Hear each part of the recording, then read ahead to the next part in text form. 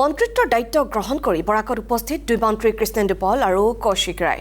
শিলচৰ বিমানবন্দৰত শ দলীয় কৰ্মীয়ে উষ্মা আদৰণি জনালে দুয়োকে। বিমানবন্দৰৰ পৰা সমদল কৰি বিজেপিৰ দলীয় কাৰ্যালয়লৈ ৰাওনা দুই মন্ত্ৰী। ইয়াৰ পিছতে শ্ৰীভূমি জিলালৈ ৰাওনা হ'ব মন্ত্ৰী দুগৰাকী।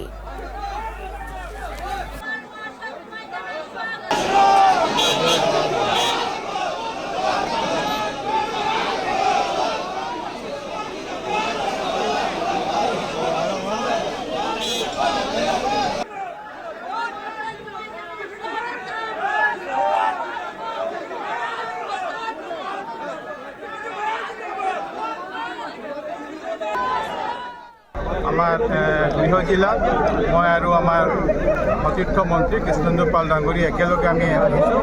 ইয়াত চৰকাৰী অনুষ্ঠান আছে, দলীয় অনুষ্ঠান আছে, এইবিলাক কৰাৰ কাৰণে আমি আহিছোঁ। বৰাক উপত্যকাৰ উন্নয়নৰ কাৰণে মাননীয় মুখ্যমন্ত্ৰী ডক্টৰ হিমন্ত বিশ্ব শৰ্মা এটা নতুন বিভাগ সৃষ্টি কৰিছে। বৰাক উপত্যকাত বৰাক ভেলী ডেভেলপমেণ্ট ডিপাৰ্টমেণ্ট সৃষ্টি কৰিছে আৰু এইটো দায়িত্ব মোক দিছে।